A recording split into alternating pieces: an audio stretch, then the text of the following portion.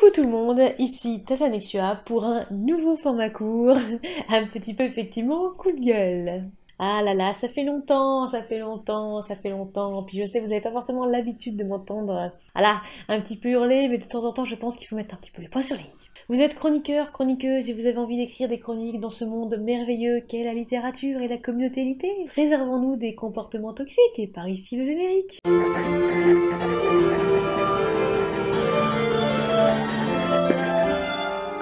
Pour ne louper aucune vidéo, abonnez-vous et activez la cloche. Alors, je ne ferai pas de généralité parce que je déteste les généralités et je déteste quand on met vraiment tout le monde dans le même panier. Parce que non, effectivement, chaque personne est unique. Je sais qu'il y a des chroniqueurs et des chroniqueuses qui sont problématiques pour X raisons, on n'est absolument pas là pour en parler. Drailer Killer en a fait un article avec Jean-Eudes, ne vous inquiétez pas, c'est dans les sources, et elle a également fait un article à destination des auteurs et des autrices. Donc déjà, n'hésitez pas effectivement à aller la lire, en plus Drailer, j'apprécie beaucoup effectivement sa plume, et la plupart d'entre vous me connaissent, on va rentrer dans le vif du sujet, quand j'arrive, on va dire, à ce point, on peut dire à être énervé, hein. Bah, c'est vraiment, on va dire que vous avez outrepassé mes limites. Petit tour d'horizon. Ma première chronique, c'était sur un Skyblog, j'avais 14 ans, il y avait peu de vues, peu de likes, en plus j'avais mis il y avait des petits trucs graphiques, là, c'était trop bien, il y avait des petites paillettes partout. Bref, 2 ans plus tard, il y a déjà beaucoup de gens qui venaient sur mon blog pour voir ce que j'avais pensé de tel ouvrage ou de tel autre. Ensuite, il y en a beaucoup aussi qui me suivaient pour le bac de français, évidemment, puisqu'on était en plein dedans à ce moment-là, je faisais des petites fiches lecture sur chaque ouvrage, donc voilà, c'est vrai qu'à ce moment-là, j'ai eu pas mal de... Moi, je vais pas non plus dire des vues qui explosent parce que bon, ça reste un Skyblog hein, quand même. Mais il y avait plus de passages, on va dire ça comme ça. Et il y a déjà eu quelques dramas. En fait, je me rendais compte que quand j'osais dire que j'aimais pas cet ouvrage, avec des arguments, hein, parce que toujours, j'essaye justement toujours d'argumenter, je ne dis pas, ouais, au fait, j'aime pas, ça dégage. Non. Ben, on m'insultait. Parce que je n'avais pas aimé par exemple une œuvre dite populaire. Voilà, on me disait oh bah de toute façon t'es trop conne pour comprendre. Ok, et c'est vrai que je ne me suis pas forcément préservée. Après j'ai poursuivi, puis je l'ai fait sur une page Facebook, etc. Puis après j'ai supprimé aussi certaines publications. Et en 2019, suite à une chronique qu'une autrice n'a pas appréciée, parce que je pointais les points négatifs au passage de son ouvrage, j'ai reçu des menaces et je ne dirais peut-être pas le mot parce que ça risque d'être effectivement quick par le bot, mais je pense que tout le monde a compris. D'ailleurs, depuis ce moment-là, il y a un mot dans mes retours justement détaillés que la plupart, à chaque fois, on va dire, les gens me disent pourquoi tu mets ce mot-là. Je veux dire, on sait très bien que c'est ton avis, etc. Bah parce que justement, j'ai reçu des menaces en fait à un tel point en 2019, j'ai dû mettre en fait cet avertissement. Si vous n'êtes pas satisfait de ce que vous êtes en train de lire, si justement vous n'avez pas envie, bah passez directement, on va dire, à la suite, ça sert à rien de vous en prendre à moi en fait. Et d'ailleurs, au passage, ces retours-là maintenant, ils sont uniquement payants depuis 2022.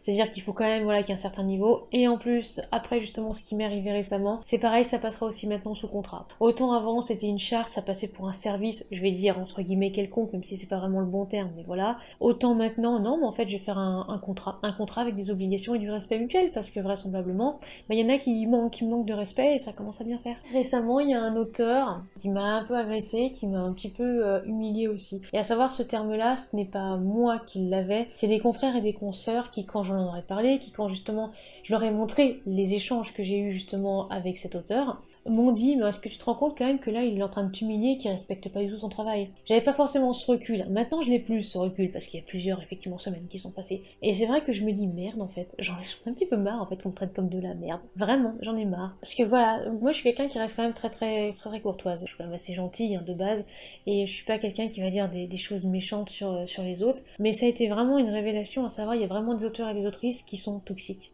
Et en plus, le pire, c'est qu'ils et elles ne savent pas, hein. L'auteur en question m'a renvoyé un mot, le gars, déjà, il disait que « Oh, mais c'est toi le problème, hein, c'est pas moi ». Ok, alors on va avancer comme ça. Ouais, bien sûr, c'est sûr que c'est lui, justement, qui a fait une putain de crise d'angoisse et qui sursautait en entendant le ding, justement, de la sonnerie de Gmail, parce que, il allait avoir encore un mail. Ouais, mais après tout, hein, je ne comprends pas. Ah, et bien sûr, ce n'est pas lui qui m'envoie une tripotée de mails pour insister sur un point sur lequel il avait tort. Non, évidemment que non. Et vous savez, des zooms, on aime bien ça, les screens en gros plan, etc. Au cas où, justement, on n'aurait pas vu, hein, avec un petit peu de surlignage jaune aussi, au cas où, encore une fois, on ait du mal un petit peu à voir, et ça on va dire, ça infantilise. Et ça, justement, c'est pas le terme que j'avais justement à ce moment-là, hein, je l'ai eu avec le recul. Je suis pas une enfant, en fait, mec, donc je sais pas si tu vas justement regarder cette vidéo, mais non, j'ai plus de 30 ans, j'ai pas mal de bagages, on va dire, dans le monde éditorial, je suis pas une gosse. Surligner justement un truc comme ça ne va pas, ça ne va pas pour qui? Ça ne va pas pour toi? Bah en fait mes chroniques, je les ai toujours faites comme ça. Et en plus elles sont publiques, hein, mes chroniques, hein. N'importe qui justement peut aller les lire.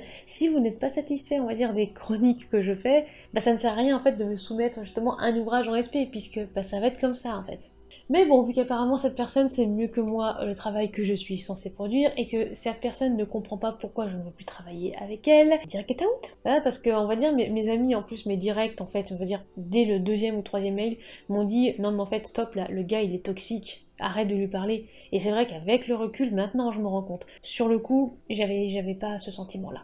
Donc faut se prémunir, mettre des barrières, car oui, je vous le dis d'avance, hein, vous allez passer pour le méchant et la méchante, hein, parce que voilà, c'est comme ça. Et ben tant pis. Déjà aussi, je rappelle que tout échange lié à une prestation, c'est un échange, on va dire, professionnel. Si la personne veut en discuter plus longtemps, ok, ben elle prend un créneau horaire justement, puis elle me paye à l'heure. Alors pour lui, si c'est un échange pro, il n'y a pas de souci, vraiment je vais répondre. Mais n'attendez pas aussi de moi une réponse immédiate, car je rappelle, je ne suis pas à votre disposition et vous n'êtes pas seul au monde. Il y en a encore, on va dire, qui ont tendance à l'oublier, qui envoient un mail et qui, s'ils n'ont pas de réponse justement dans l'heure qui suit, commencent déjà justement à m'injurier. Vous êtes quand même au courant que je ne suis pas un robot, je suis une tardigrade, mais j'ai quand même des choses à faire. Ensuite, ma boîte mail Tata Nexua, je pensais pas le dire un jour, mais visiblement il faut que je le rappelle, c'est ma boîte professionnelle. Les échanges, ils sont pros. Contrairement par exemple voilà à Insta, où c'est un petit peu plus perso, où effectivement, je veux dire, c'est quand même Maritza J. autrice, hein, je veux dire le compte, c'est Maritza, c'est pas Tata Nexua, c'est pas l'entité ni l'entreprise. Donc oui, à ce moment-là, on peut avoir des échanges un petit peu plus personnels. Mais une chronique, c'est un travail. Si vous voulez les faire gratuitement, eh bien, c'est votre droit. Il y a plein de chroniqueurs et de chroniqueuses qui justement le font gratuitement. Mais cela n'enlève toujours pas le fait que c'est un travail. Vous n'allez pas que lire l'ouvrage. Ah ça j'aime bien. Ouais mais bon, vous faites que lire l'ouvrage. Non. Une chroniqueuse ou un chroniqueur ne va pas que lire l'ouvrage justement. Ça veut dire que là vous n'avez rien compris justement au travail de la chronique. Vous allez le décortiquer en fait cet ouvrage. Vous allez en saisir vraiment l'essence. Rédiger un article, une chronique. Si un auteur et une autrice commencent déjà à vous prendre la tête sur une chronique, avec à pas vous soumettre, on va dire, le service presse, c'est tout. Pourquoi ? En fait, parce que normalement, bah, c'est à l'auteur et à l'autrice de choisir son chroniqueur ou sa chroniqueuse. Alors si c'est différemment, soit, hein, pour X raisons, voilà, on va pas justement blablater parce que c'est quand même qu'un format court, mais si c'est l'auteur ou l'autrice qui vous a envoyé le SP, il a quand même dû se renseigner sur comment vous faisiez justement vos chroniques. Parce que c'est quand même son rôle, hein. Alors vous allez aussi expliquer votre manière de faire, c'est ce que je fais d'ailleurs, j'explique toujours ma manière de faire, c'est-à-dire qu'à chaque fois je réexplique quand même. Et là, on arrive peut-être au cœur du problème, parce que en fait, certains se fichent complètement des autres, ça ne les intéresse pas, donc ils découvrent avec leur ouvrage comment vous faites vos chroniques, comment justement vous chroniquez, comment vous décortiquez. Et là, ils vont se mettre à dire « Non, mais en fait, j'aimerais que tu fasses comme ça, mais en fait, moi, j'aime pas trop comment tu le fais, tu sais, il y a telle chroniqueuse qui a fait ça, moi, je trouve que ça, c'est bien. » Non, non, non, non, non, juste là, non, c'est un red flag direct. En fait, vous n'êtes pas leur salarié, vous n'êtes pas leur esclave, vous êtes indépendant et indépendante. Et c'est pareil pour les auteurs aussi qui viennent me dire « Tu pourrais poster ta chronique là, et puis là aussi ?» En fait, non, hein, c'est pas à la carte. Je le dis dès le départ où je poste mes chroniques. Et en plus, je le dis aussi dès le départ, ce n'est pas moi qui vais créer la fiche de votre ouvrage. En plus, parce que très souvent, je n'ai pas toutes les informations. Donc si la fiche n'est pas justement sur une plateforme, eh bien tant pis. Si justement je publie ma chronique et qu'à ce moment-là, la fiche n'est pas créée, non, maintenant, je ne reviendrai plus 2 ou 3 jours après pour la remettre. Avant, je le faisais parce que je me dis, ouais, allez, je suis sympa, etc.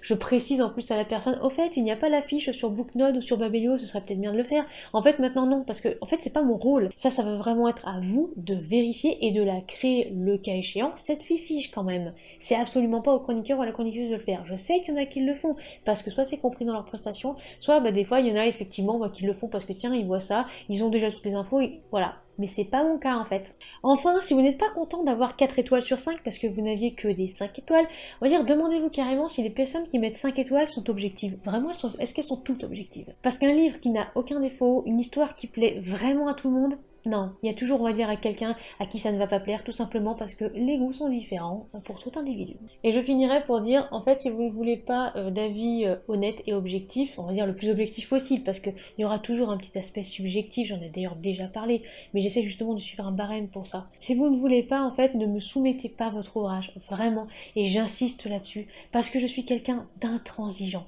Donc si vraiment vous ne sentez pas prêt ou prête à le faire, ne le faites pas, ce sera bien mieux pour tout le monde. Bref, maintenant mes chroniques sont payantes. Sauf jusqu'à fin 2022, parce qu'évidemment, il y a des gens qui ont pris des créneaux avant, etc. et tout ça, donc là, voilà. Maintenant, ce sera un service contractuel, il y aura un contrat. Ce sera 30 € pour une chronique longue, un retour d'observation. Point final. Il n'y aura plus de chroniques gratuites en 2023 et je préviendrai aussi également mes partenaires en ME par rapport justement à ça. Parce que j'en ai marre, parce que des fois je ne reçois toujours pas de merci, parce que des fois justement je reçois des ah ouais ok mais ce serait peut-être bien que tu lises là très très vite hein, parce que je sais qu'on te l'a soumis que la semaine dernière, mais bon ce serait quand même bien que t'enchaînes. Non c'est bon. Maintenant j'en ai marre et je comprends mieux aussi pourquoi il y a certains de mes confrères et consoeurs qui ont arrêté on va dire de faire des chroniques parce que vous n'imaginez déjà pas la pression, c'est déjà énorme. Vous comprenez pas que moi je prends vraiment du plaisir à lire. Je prends vraiment beaucoup de plaisir à lire, je prends beaucoup de plaisir à décortiquer. Et quand en face vous avez quelqu'un qui vous dit non mais en fait ce serait bien que tu fasses ça parce que là j'aime pas du tout ce que tu fais, sachant que vous avez déjà passé 18 heures de boulot dessus, vous êtes un petit peu amer.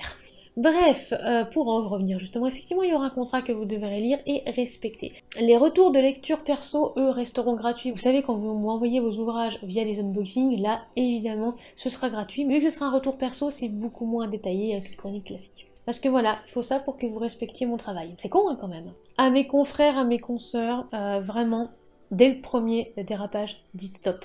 Bloquez si nécessaire et vraiment ne vous laissez pas envahir. Vous n'avez pas de compte à rendre. Si vous êtes vraiment resté objectif et objectif, que vous avez argumenté évidemment votre chronique, que vous n'insultez personne, ça va de soi, ne laissez pas l'autre personne le faire. Voilà, c'est la fin aussi de ce coup de gueule et que peut-être ça éclairera aussi peut-être certaines personnes. On se retrouve la semaine prochaine avec des conseils pour être édité mais pas n'importe comment. N'oubliez pas de vous abonner, c'est gratuit, de lâcher un like, un commentaire et de partager justement cette vidéo. Ça nous fait très plaisir et ça nous aidera au niveau algorithme. Si vous voulez nous soutenir financièrement parlant, n'hésitez pas à vous rendre sur les pages Tatanik sur Utip ou Tipeee. Et en attendant la prochaine vidéo, soignez votre plume.